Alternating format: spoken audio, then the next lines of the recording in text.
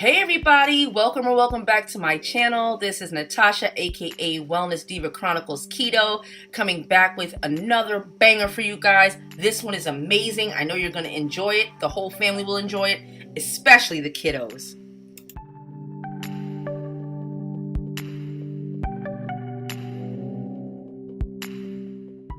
Guys, I'm sharing the ingredients that I used for the recipe below in the description box as well as in the video, but keep in mind with videos like this, it's really hard to get it spot on, so do not drag me in the comments. It's just an estimation to get a framework. You can never really gauge it when you're dipping, dredging, and frying because all the ingredients that you use are not absorbed in the end product.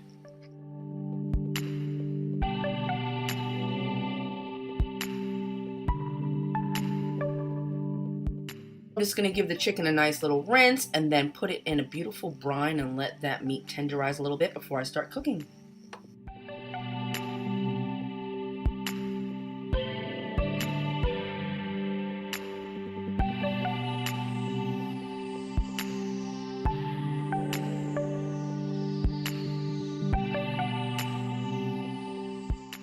Then I'll generally slice the chicken just so that as much flavor as possible can get into it, and add a little bit of oil, whatever I have on hand, to help the ingredients, all the seasonings combine and help with the marination.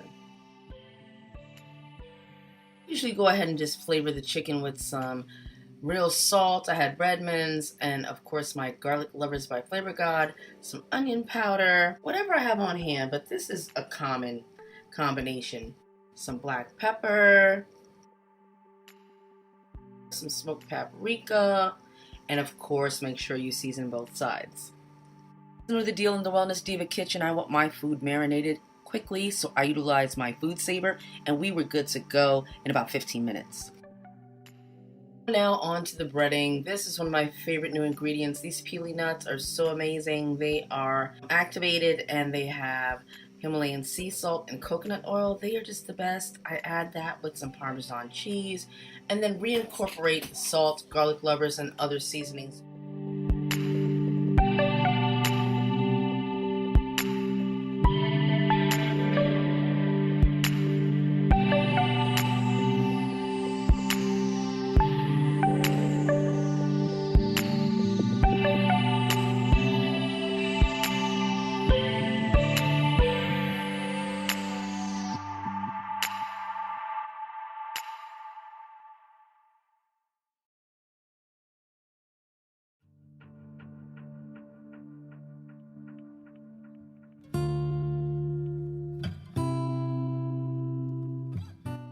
Nutritional yeast and herbs de Provence.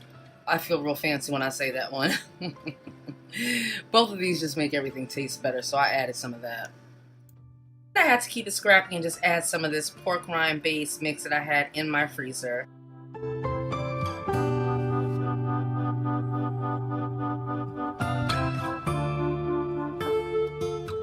Go ahead and combine the dry mix until it's a bit crumbly. That's going to be the dredge for the outer coating of the chicken.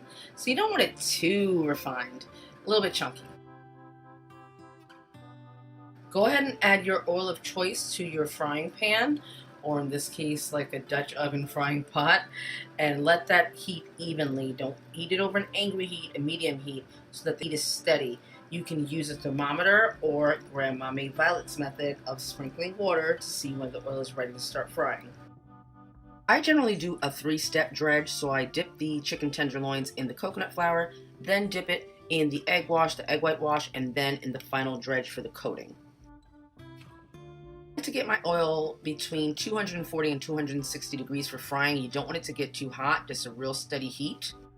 I got a little help from my cooking thermometer, but the May Violet Grandma method of testing, flicking a little water into that pan to see if the oil sputters, is always tried and true. Sometimes the thermometer says that it's a certain temperature, but then it will burn the chicken. It's just too hot.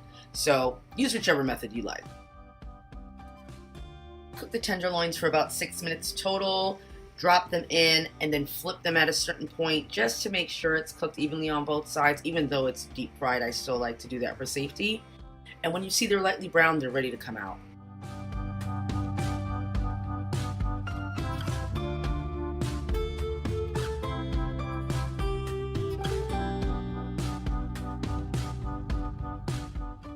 Then just go ahead and continue to fry all your tenderloins until you're done.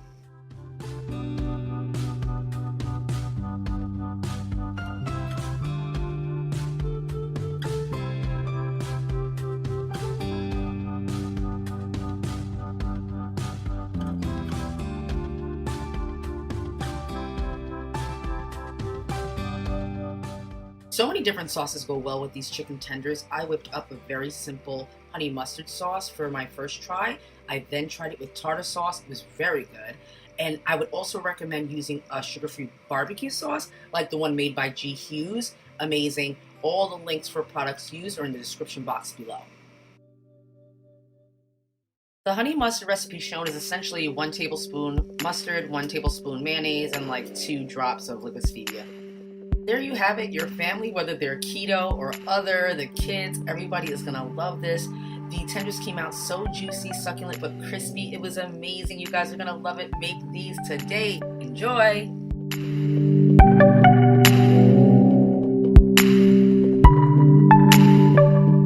Also, please like, share, subscribe, and comment if you do enjoy the videos. It really does help the channel so I can bring you more recipes just like this one.